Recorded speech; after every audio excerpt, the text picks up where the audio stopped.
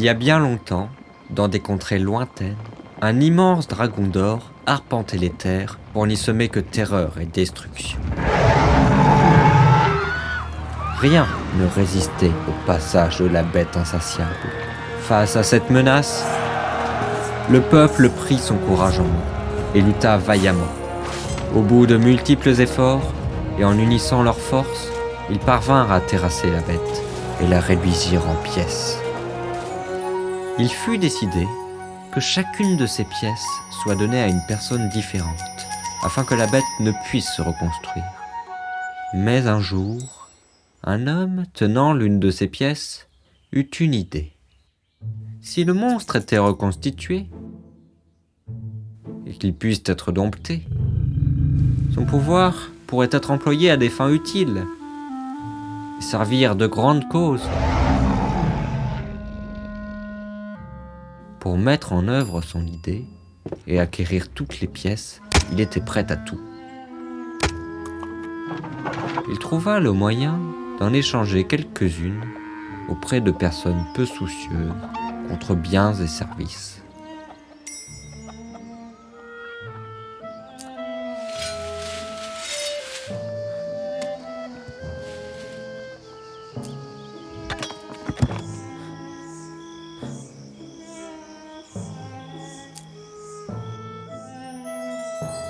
Finalement, il parvint à en rassembler assez pour recréer un petit monstre. Mais ça n'était pas suffisant. Alors, il décida de mettre en œuvre les grands moyens. Il alla dévoiler ses intentions.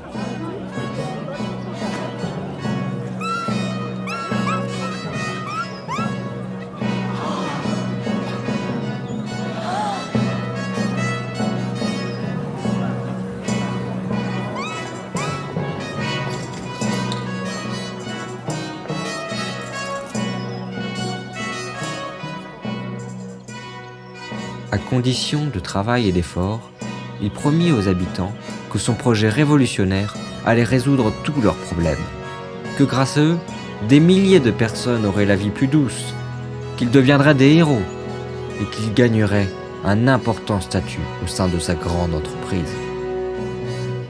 Il parvint ainsi à les convaincre de se mettre au travail.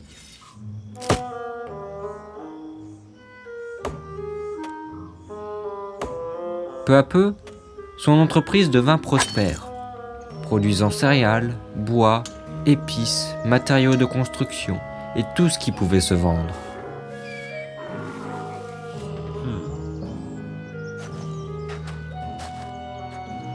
L'or récolté servait à nourrir le monstre vorace, le faisant grandir de jour en jour.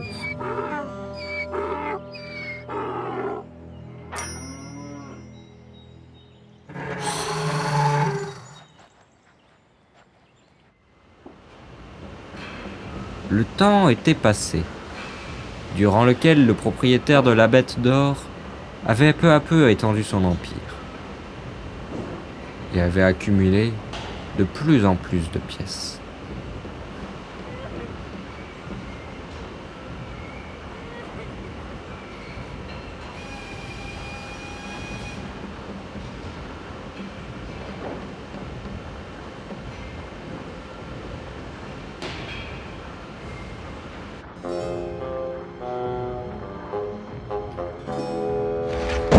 Cependant, au cours de son ascension fulgurante, il n'avait accompli aucune des promesses faites au peuple.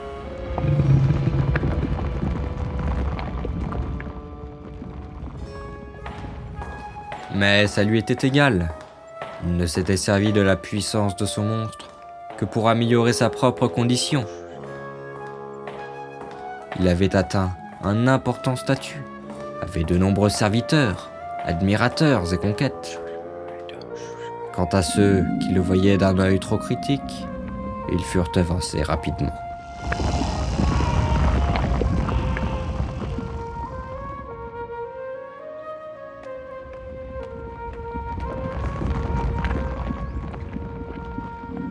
Mais un matin, Alors que le maître allait pour nourrir sa créature comme à son habitude, il s'aperçut qu'il n'avait pas reçu de nouvelles pièces récemment.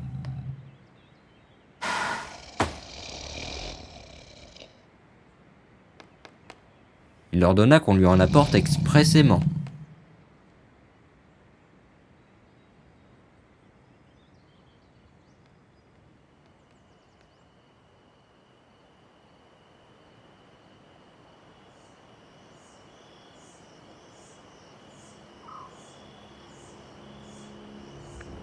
Mais personne n'en trouva, malgré les recherches d'une journée complète. Alors, il partit en trouver. Il fouilla chaque recoin, remua ciel et terre.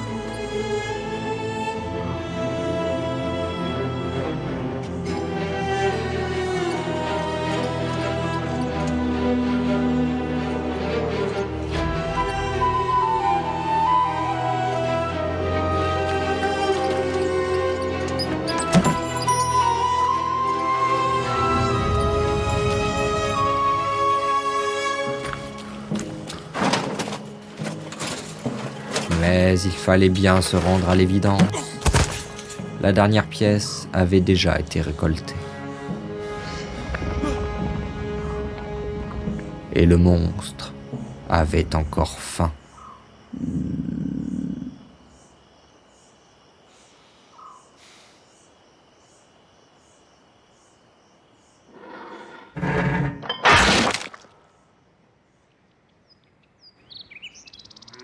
Et c'est ainsi qu'hors de l'emprise de son patron, la menace libérée reprit son errance.